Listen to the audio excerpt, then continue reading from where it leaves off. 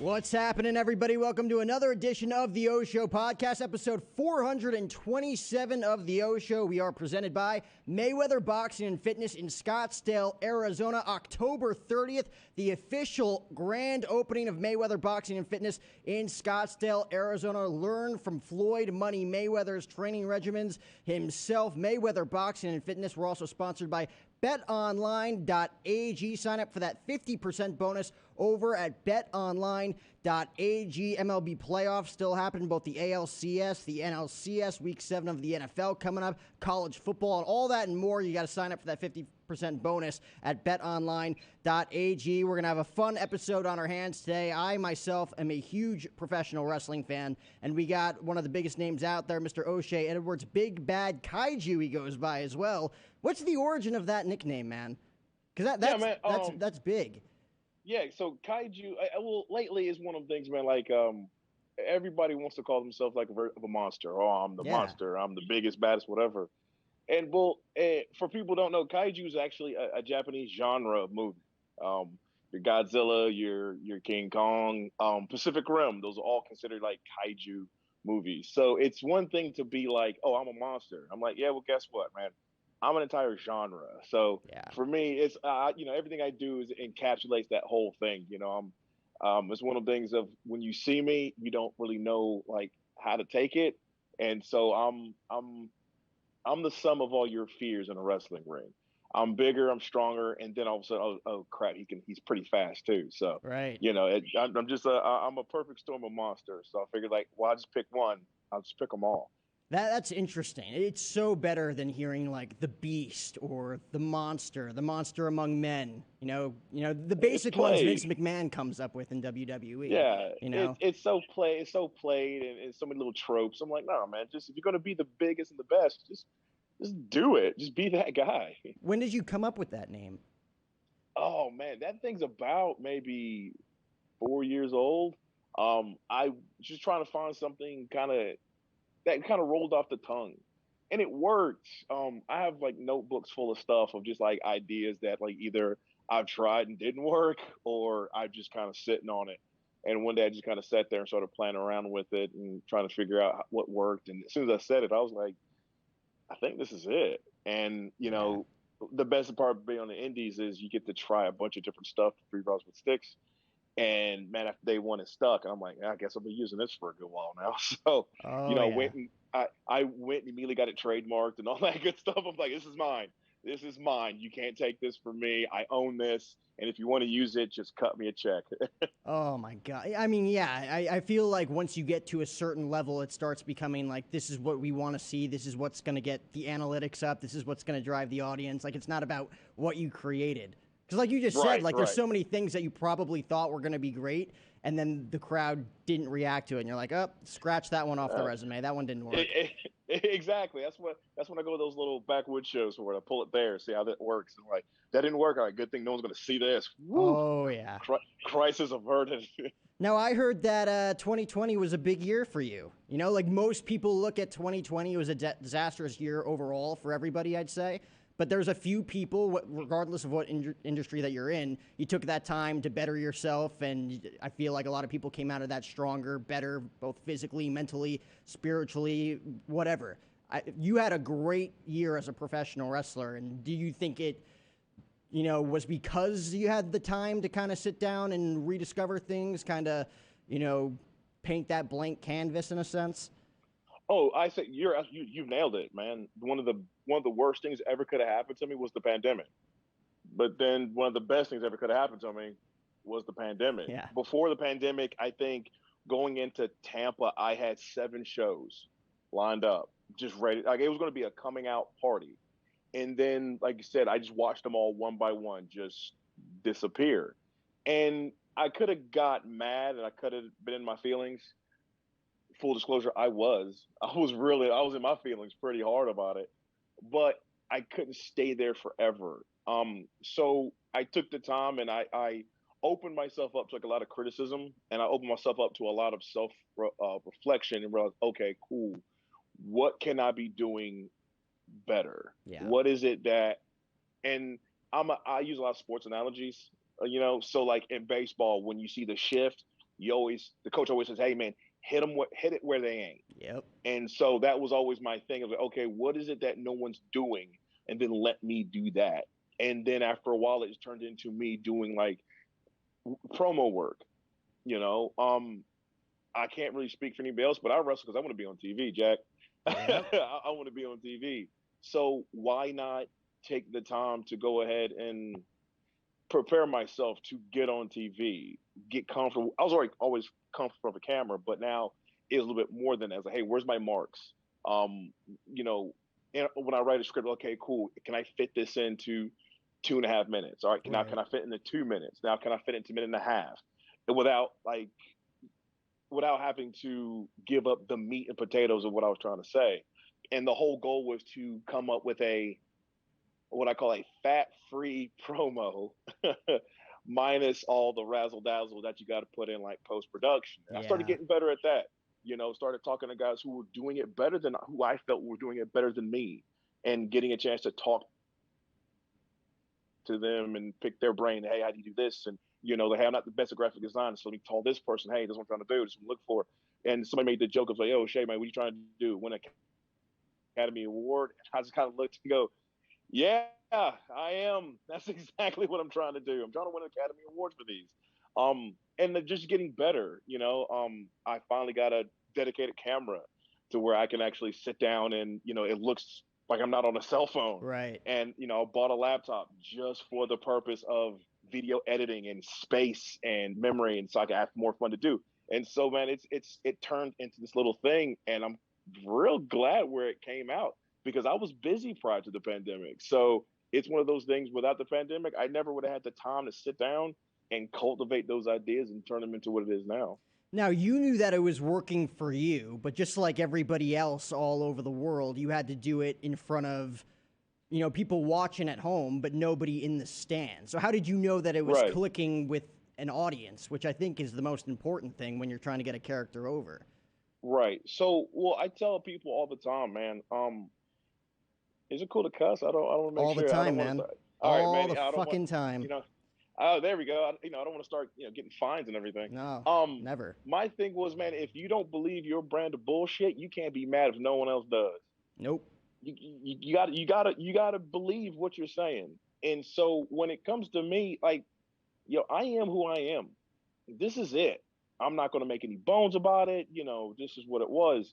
The the fact that the crowd wasn't there, it sucked. Don't get me wrong. Like, Yeah. I like that instant feedback, but I don't wrestle for the fans, man. I wrestle for me. I'm at my peak happiness when I wrestle. Let there be one person, 10 people, 100, 100,000. I don't care. I'm wrestling for me. The fact that you plop down your $20, you're just getting the privilege to come with me. That's it. So for me, if there was no fans in the crowd, who cares? I'm still going to do exactly what I'm supposed to do. And that's, whoever's across from me, man, you're going to tote this ass whooping regardless of the outcome. Like, you're going to be in a fight, bro. It all depends on how many people's going to see it. Right. There you are right there holding up a championship belt. That felt like a Yeah. very heelish promo right there, even though those were true words being spoken. But that's the thing, man. Like, people say, "Hey, what are you normally, healed or are you babyface?" I'm like, I'm O'Shea. Take it for what it is. Some people like me. Some people don't like me. Yeah. That's perfectly fine because I don't care. Like, either way, I do not care. And the fact that I just kind of like, whatever. It's easy to relate to it. Um, People got to relate, man. People have to have a reason to want to follow you, want to watch you wrestle. It's whatever. Um, and that's always been one of my strong suits. Is like, no matter what, I can still relate to you. And we've all, well, some of us anyway, have all been in a fight before. We know what getting punched in the face feels like. We don't like it. So what do? Man, we punch back because we don't want to get hit anymore. Oh yeah. And like I said, so far, man, it's easy because it's me. I mean, yeah, I think a lot of people would resonate with that. And a lot of people obviously have. Like you look at Yeah. whether, you're a professional wrestler, you're an actor, you're an actress, like you're trying to pull off this character. And if it doesn't resonate with anybody, you're going to get booed. Not in a great heel way, just nobody's going to Right. connect with No, you. Like you, because because fans are smart. We got to Yeah. stop acting like they're stupid. And like I said before, man, if you don't buy it, if you're not in what you're doing, even if it's just dumb to the average person, if you don't buy it, no one. Like, then why should I? Like, why should I? If you're gonna phone it in, one, why even do it? And then two, you're just really insulting my intelligence to make me think that, I can just phone this in, he'll believe it. Like, nah, Yeah. brother, no, I won't. And actually, I'm gonna hate you for it because, like, now you're patronizing me. I don't need time for that. How many times have you felt that kind of what you just explained? Not like phoning it in, but you just knew the character wasn't clicking and you knew it wasn't what you wanted to portray. Because we've seen it so many times with big wrestlers. Roman Reigns, for years in WWE, they tried to get him over and it just wasn't working, trying to be like the big top babyface. Now he's Right. been on like a tear over the past 2 years with his new heel gimmick. And it's worked. It clicks. Everybody loves it now. Like he's the tribal Brother, because chief. that's him. Yeah. That's him. That's who he is. It's like when he's doing that, camera's not on. That's still him. It's just like, whatever. You know, early when I started, I didn't know who I was yet, and I didn't know what I wanted to be, and like my gear choices were all over the map. I made the poor indie, gear choices and all that good stuff, and I've had to have a few people sit me down who I respect, and but hey, man, look, like you need to figure out who you are, what you're trying to be, and then you got to show it. You know, I call it the rule of seven. When that music hits, man, you first pop through that curtain. You have 7 seconds to capture your imagination, to capture like, oh, okay, I want to see where this guy's going to go. Because once those 7 seconds are up, you have a choice to make. Did I do enough for you to buy another 7 seconds? Mm. And every 7 seconds, I have to do it again and again and again, just so I can get to 7 minutes. I'm like, most of your TV matches are less than 7 minutes, less than that. So I have to continue to buy your 7 seconds up until the bell rings a second time. And then at that point, I'm like, all right, cool. I hope I did enough to where you'd want to watch it again. So at first, it was some trial and error. Whoo, was it some trial and error? Once again, those were like some deep Georgia shows, and Yeah. no one's ever gonna see those. So, but once I found it, man, I just leaned real hard into it. And once I started leaning hard into it, it was just like, all right, man, let's see how far we can go. Let's see where this takes us. And so far, so good. Yeah, because you've done so much stuff. And, like when you look at your life story, your life book in that regard, I mean, you grew up, we talked about in Georgia. Yeah, There you are in Ring of Honor right there with the mask. I mean, that's badass right there. That is great character development as well. But, you growing right. up in, down south, now you're east in Baltimore. If I did my homework correctly, you come from a big Christian family. You're a football Yeah. player. I mean, you've done all of this stuff. How much of that has shaped what type of character you're trying to portray? Because you've already said it a few times, like it's you out there, and that's why it's connecting. Yeah. It's shaped a whole lot, man, actually. It's really um give me like a little bit of foundation, and then from there I kind of build the house the way I wanna build it. Yeah, But yeah, I everything I do is an evolution. Like O'Shea 7 years ago was definitely not the guy he is right now. And yeah, then even still the guy I am right now, in a few months, that'll probably slowly start to change again. And it's not these big changes, but there'll be these small ones that like those who've kind of, I say been down like four flats on a Cadillac, it's just they'll pick up on say, oh, he never did that before. Oh, this is new.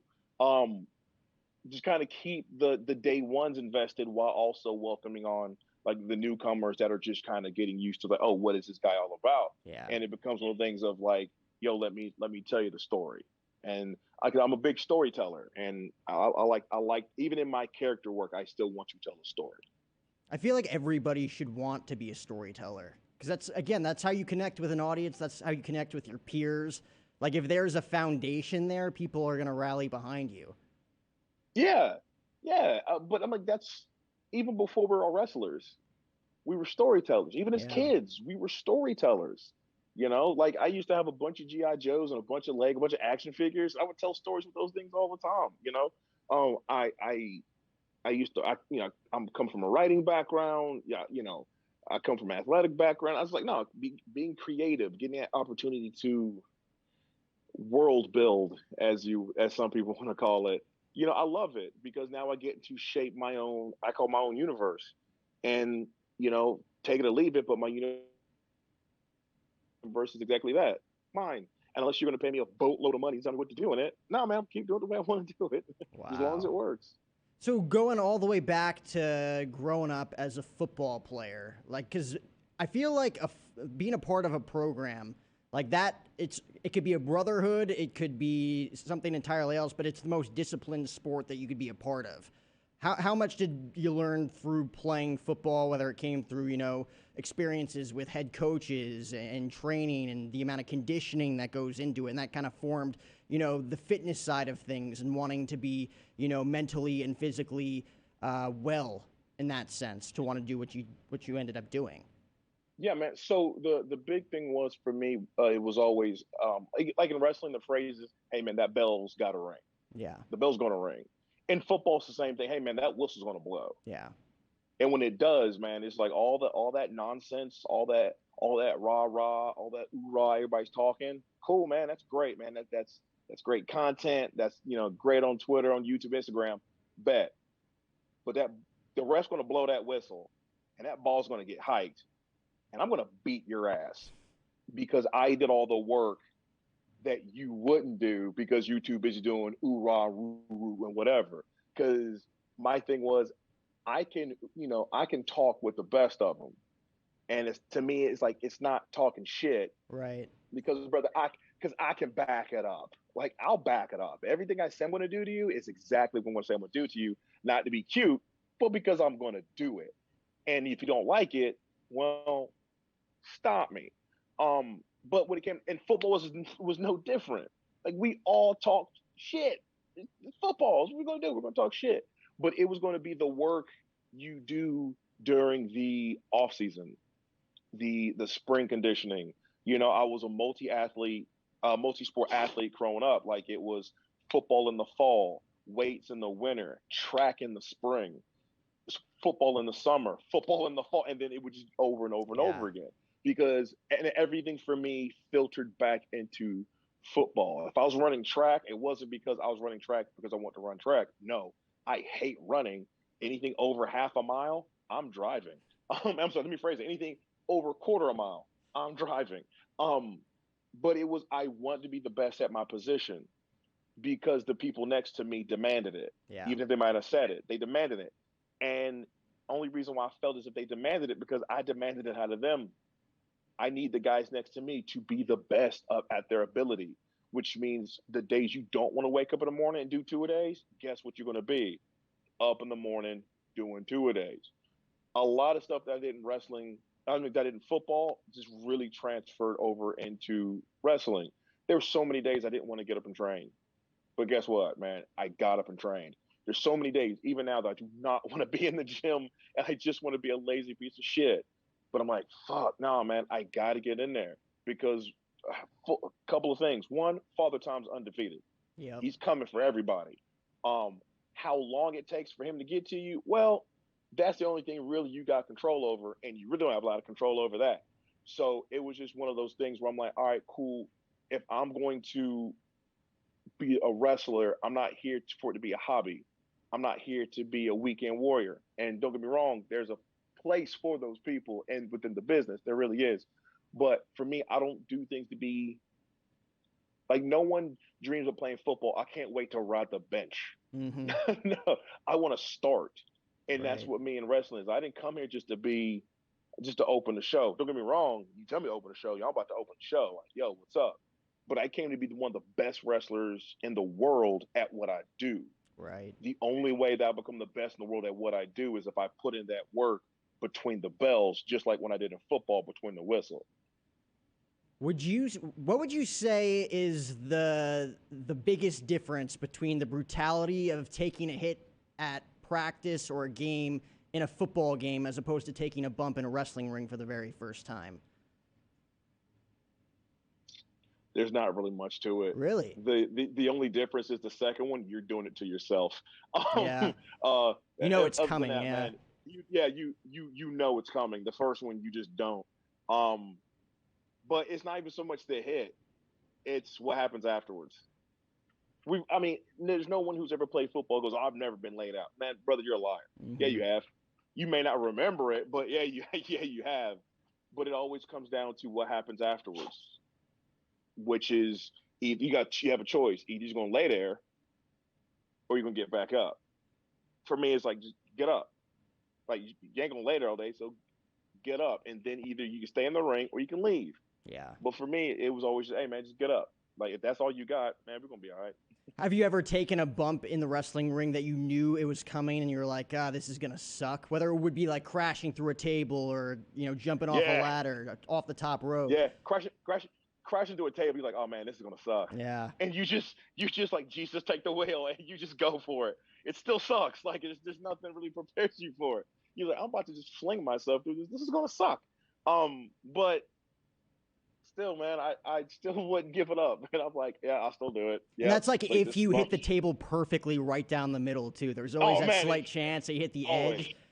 Yeah, yeah. So you just like this has every opportunity to go wrong. But sometimes, man, you just gotta go for it. You're already there. Yeah. You're already there. So let's just do it. Everything you've done is up to this point, man. So what's stopping you? So a lot of times I'm like, all right, man, let's just get this over with, man. The sooner I get over it, the sooner it's done. So it seems to me like at a very young age, you realized, maybe not who you were 100%, because again, like you're changing constantly. Like you said before, you're not who you were 7 years ago. You're probably not who you were 3 years ago.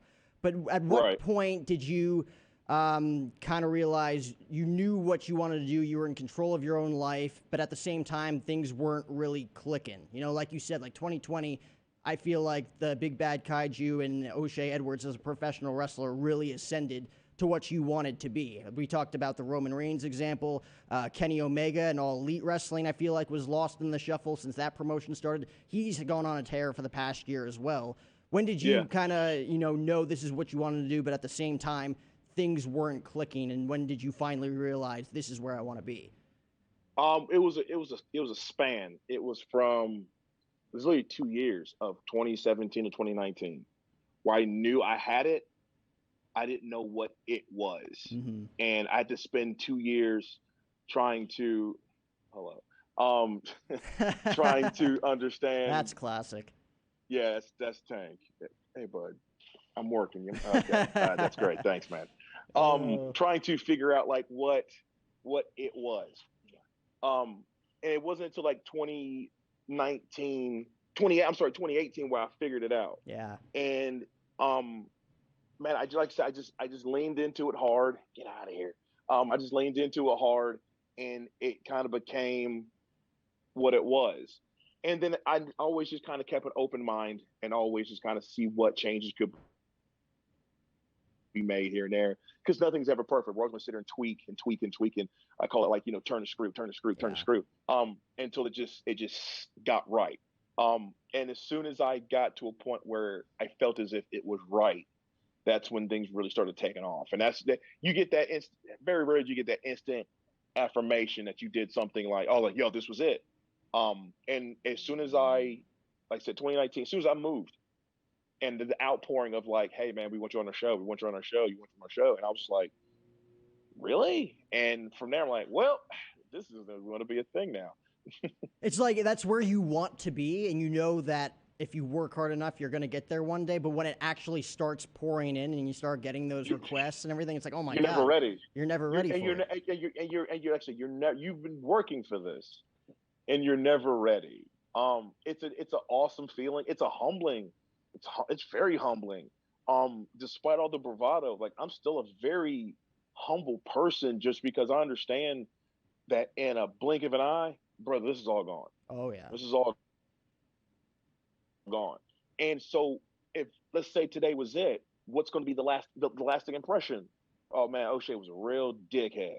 Or he's like, no man, for his time, yo, he was one of the front runners of how to do it, of how to bet on yourself and put himself out there, and it worked. He nailed it. So, um, like I said, I'm humble. Even when people ask me, like now, you ask me on your podcast, like I'm humble because I'm like, yo, I'm just a dude, man. Yeah. I'm a dude with a very nosy dog. So like just to have opportunity to do this type of stuff, man. Like I said, it's like, yo, this is wild. This is still a wild ride to me. So what's the not the end game for you? Because there's endless opportunities that you probably don't even like haven't even entered your head yet. But what's kind of your ideal dream scenario when it comes to your character moving forward? Like a dream match, dream storyline? Like, do you have anything that you'd like to try out? Like, I wanna. It's such a Right. great question. It's so open ended. Like, there's so much stuff I want to say. Um, yeah, I want to go overseas. Um, I want to wrestle some of the big men over there. Yeah. Um, like if I'm going to be all like everybody goes, oh, he's such a hoss. All right, cool. Let me show you what a world-renowned hoss does. I'm going to wrestle all of your big men. I want to wrestle them, and it's never going to be the same thing. It's always going to be something different, you know. Um, I want to be on and like I said, I want to be seen on an international stage. Um, whatever form that takes, don't care. Right. Um, I want to be very well versed in what I do. I know what I'm good at, and I know what I'm not so good at. Um, but when it's all said and done, like I said, I want to be one of the best wrestlers in the world, not because of just like, oh, he was such a great technical wrestler, because I'm not. Oh man, you want to see something just shitty? Hey, technical wrestle. Man, this is not going to work out so hot. But at the same time, it's just you can't say that I ever put on a bad match. Right. Like man, no, when the lights were at its brightest, when the crowd was at its hottest, O'Shea delivered every single time. And I want that to be undeniable across the board, regardless of what you may think about me personally and professionally. I mean, it's the character that's going to get over first and foremost, like we said before. Like, there's great technical athletes. Like, don't get me wrong, AJ Styles, Bryan Danielson, Kenny Omega, but like a guy that you were supposed to wrestle, Orange Cassidy. I Yeah. wouldn't consider like he's good, but like, would you consider him one of the best athletes in the ring? No, but he's got a character and he's got a thing that works for him that got over. And he's very, very good at what he does. He's very good at what he does. Like the character of Orange Cassidy, I'm not pulling that off.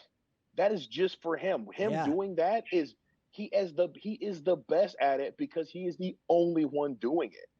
That's what makes it special. Like to me, the best wrestler in the world across whatever discipline is Jonathan Gresham. I've told that yeah, to his face. I will preach that until that is the hill that I'm willing to die on, hands down.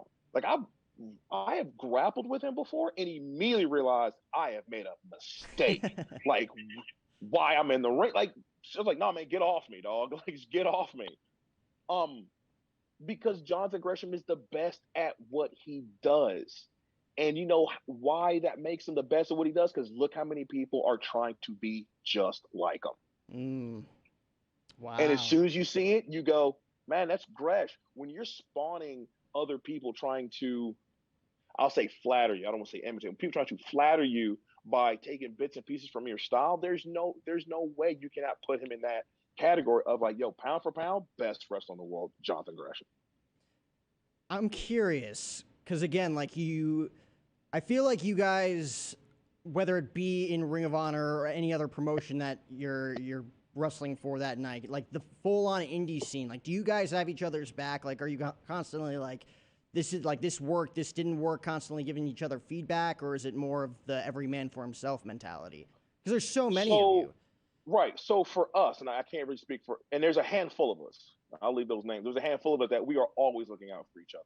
We're all we got. Um, because for the most part, we understand this is a business, and you know, if everyone's not trying to succeed in this business, then we're all gonna fail. So if Gresh is doing great, he's going to want to try to make everyone else's business great because that gives him more people to wrestle. Mm, And then on that makes the promotion great, and everyone win. Like a high tide raises all ships. So if I'm riding a wave, why wouldn't I want to bring everyone along on that wave with me so everyone can get better? And we put on better shows than we did before. Then we do it again. So yeah, there's. Well, you do have people out there who's like, hey, no, I got to get mine and da da da, and that's cool. I get it. If anything, I understand it. But as for me and my camp, we're all just like, no, man, this is what we're gonna do. This is what we're looking at. Any like, let's go. Let's make some moves, and it works. And guys got some big things coming up lately, and it's not my place to say anything about them just Right. yet. But like, it's something that, like, even for me, I'm knocking stuff off my wrestling bucket list, and I'm really excited for it. Oh yeah, I feel like you guys, if you're all on the same page, all trying to help each other out, that's going to make the matches better. It's going to make the overall card better. Just the overall promotion better and what you're doing. Right. And the word's going to get out. And everything we do is always about, like, the betterment of each other. So if I'm giving one of my guys a message, hey man, watch this for me and please tell me what you think. I don't want to hear about what I did well. Yeah. Brother, I know what I did well. I want you to tell me what did I didn't do that wasn't so hot, or what can I have done better. I'm not breaking out Mets or 5 stars. I'm like, brother, I'm trying to keep this under 10 minutes and get the hell out Right. of here. Right. Um, so, but even with the span of the 10 minutes I may have, man, of course I'm going to put on Mets tonight. That's what I'm trying to do every night. So Yeah. how do I do that? Is I need people to subjectively objectively look at what I'm doing. Is like, hey man, this was cool, but I think you could have done this to get better. And then you apply it. It's just like, we're students. We're always learning. The game's evolving. My matches always evolve into something that I want to put out there for the world to see. Like, wrestling's an art. Who doesn't want to get better at their art? How many live matches have you done since kind of crowds have come back? I know Ring of Honor's not quite there yet, but for anything else that you've wrestled in, have you A gotten to see a bunch. crowd reaction from what your character has done so far? Yeah. So during the pandemic, a lot of stuff was closed off, rightfully so. But it wasn't until it wasn't until this past August where things in the South are, well, it's the South. It is what it is. Take that for how you Right. want to see it. Right. But it was the first time getting to work in a full house, and everyone's seen me on YouTube, TV, this, that, and the other, da da da da da. So being a Ring of Honor at that point was a thing. Um, and he said, "Hey, we want to bring you and do the show for us." Cool, but here's the thing, man. I don't need you to promote the show. I'm like, what? He's like, don't promote the show. He goes, you are going to be a surprise because you haven't been home, and at this point, I have been home almost a year and a half. It's like, we're not going to promote you on the show. You're going to be a surprise for the whole crowd. I was like, okay, sure, let's do it. No one knew, and then all of a sudden, music hit. And usually, depending where I'm at, there's a certain, if it's not the Ring of Honor music I'm using, it's either Many Men by 50 Cent or Public Service Announcement by Jay Oh Z. yeah. But they just hit hard. They hit differently. And so the guy was like, "Hey man, I couldn't find a decent version of Mini Man that wasn't just filthy, and it's a family show." I'm like, "Yo man, just put on Public Service Announcement. It's clean enough." And this is like Tennessee, Chattanooga. Um, and as soon as it hit, that place lost its mind. I think it was maybe like 300 people. I mean, but for them it was a lot. I mean, just they said, "Yo, man, we couldn't hear the music. We were cheering that loud." And that's when I know I had. I'm like, "All right, okay, Wow. I got something going on here. Cool, let's just keep this up." And every time there's a crowd, man, it's the reaction's the same. The reaction's the same. Especially when we did Best in the World, and it was the first time that Ring of Honor had fans in the crowd. And here, dude, STP's been all over everything, Facebook, Instagram, and Twitter. And it's the first time you get to see everybody live for the first time. Man, the place lit off, and I for the first time I got goosebumps. Like, whoo, man. And then we kind of looked and we're like, yeah, man, this is real. Like, yo, man, let's go get it. And everything else from there was just a moment.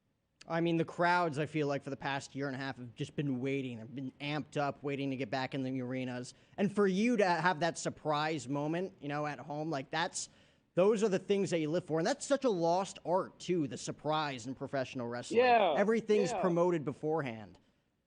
Because even though clout isn't tangible, brother, clout's real. Clout is real. Even if you're You trying want to to be keep the it a surprise, it doesn't stay a right. surprise. Right. It's just because everybody wants that. Everybody's trying to be the first to break the news, or it's whatever. It's social. Oh God, social media. Yeah. But at the same time, man, when you can pull it off, but that's the storyteller in me, though. I just want to be like, I just want to tell a story. Sometimes the best stories are the ones you never see coming, and that's what just makes it such a great thing. Man. I'm curious to ask you this question too, as a pro wrestler, because again, like you want to be the best every single night, right? Like that's the main goal when you get into this. Right. You want to main event a show, or do you want to kick off a show? Because I feel like they can go hand in hand, right? Like you literally get to feel the passion Right. from the crowd right off the bat and set the tone for the entire card for the rest of the night. Or you could Right. have them leave the arena with that lasting impression in the main event. All right, so then I'm gonna answer your question with a few questions of my own. So, open a show, main event a show. Where is it? Chicago. Okay. Is it a major indie, major promotion, major indie, or mid-level indie? I'll throw a curveball at you. Let's say it was 2018, the All In pay-per-view before Cody and Tony Khan started All Elite Wrestling. First up, baby. First First. up. First up. Put me out first. Put me out first. Yep. I don't remember who kicked off that show, but that crowd was amped up that night. You had no idea what to expect. You could pull out anybody, and that place was going to lose it. Yeah. Wow. If that's the case, 2018 All In, I'm gonna come out first. I'm gonna set the tone for the rest of the night. Yeah, wow. something that big, and it's not so much. I don't think I was. Oh yeah, I could be a main event, but no. Put me on first, and especially if it's like, give me 10 to 12. Give me first matchup, Hoss fight. Let's go. Wow, that's interesting. I mean, I'm trying to think what else. Because, like, what if the storyline is so compelling, like it's a 7-8 month build up to the match? Like, I feel like you'd want the main event spot. If it's a build up, that's one thing. But if it's just like, hey man, we're putting an all-star game, you're up. Like, you trying to lead off? Like, sure am. Yeah. let me hit my shit. But if it's a build for something, either depending on the go home match, man, it kind of depends. If it's for a title, yeah, main event. If it's not, semi-main. How about this? What's the greatest kickoff match that you've seen on a card that set the tone for the match, and then you had to see that number 2 match and be like, oh crap, sorry dude, I feel bad for you having to follow that. I know a few matches right off the top of my head just watching wrestling growing up where I was like, oh my god.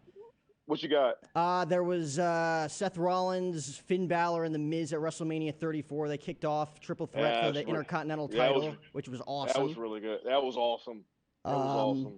Brock Lesnar and Seth Rollins kicked off WrestleMania. I forget which year it was at MetLife Stadium. Yes. How do you follow that? You think that would be the main event? But at the same time, that's a challenge for me. So I'm like, well, let's get it. And then I'm going to do the complete opposite of everything that they did. Yeah, I feel like that's such a tough spot coming out at number 2, though. It is. Oh, it is. Unless it's a title fight, or unless it's a gimmick, yeah, it is hard, very hard. But for me, I'm like, cool, because and then I'm probably going to change some shit, and then we're going to go for it. No, like I said, I enjoy that type of challenge though, especially. But if it's a good story. Man, brother, you can put me on wherever. I'm gonna nail this thing. What? Like, I may just kill your main event. Sorry. And I feel like it's got to be the character too. Like we go back all the way back to developing the development of it, the mic skills. Like I feel like you were born with the gift of gab. Correct me if I'm wrong, but I feel like you said you always had that. Yeah, man, I always had that. But I come from a very athletic family. Yeah. On both sides. I was about to say both sides of the ball. Very athletic family. Like one side was heavy wrestling, football, other side heavy creative wise, and basketball. So if like you weren't playing a sport, you were either playing an instrument or you were singing. On my mother's side, on my father's side, it was just amateur wrestling and football, and that was it. So I was getting one or the other, but man, I say as I chose the right parents, and I got I got what I got. But yeah. You had to be tough. You had to talk because when the family got together, we were going to start roasting each other. And if you couldn't hang, hey, man, you just couldn't hang. And so like me talking shit, not a problem. I just learned from a very young age. If you're going to talk shit, Well, you better be able to back that thing up then. Well, let me leave you with this. I don't want to take too much of your time, so I'll let you go You're here good. soon. You're good. What's the dream scenario when it comes to in-ring promos back and forth, hashing out trash talking with someone in the ring? Who do you think that you could tell a compelling storyline with and just, go mano a mano, tit for tat with someone on the opposite side of the squared circle? The Miz. Really? That's who you'd pick? I go toe to toe with the Miz. Yeah, yeah, hands down, hands down. Why is that? I mean, he's great. He's great. He is because he is who he. I mean, he is as advertised. And then once again, the bell's got to ring, and he delivers. Think what you want to think about it. The man is he is all but consistent. Like he's got it. The talking smack episode where he destroyed Daniel Bryan. I'm like, yo, that's boys, that's true stuff too. I'm like, yo, he might be out of character right here. But you didn't care. It was really good. Really good. Like but he can take himself seriously, and then at the same time he cannot take himself seriously, and it's because he can float between the two is to me what makes him more versatile to tell a story with. Because he can be anything you need him to be, and he'll nail it every single time. What do you think the closest you came to when it came to actually spitting out real truth facts in a promo? Because like you talk about that talking smack promo, that was 100% truth. Like there was probably 80% truth in that, to where they were probably heated afterwards for a little bit. Yeah. And they both had to cool down. Right. Oof. There's been a few. There's been a few. Not so much in ring wise, but I've had promos come off as like, yo, I think he's really mad. And it was the first time I really started like experimenting with my whole come sit at my table promos that I was putting out for a good bit of I think last summer. And it wasn't so much like directed at him, but like the anger of the moment was real. Like I was coming, like people like, "Who hurt you?" I'm like, "Let's not talk about it."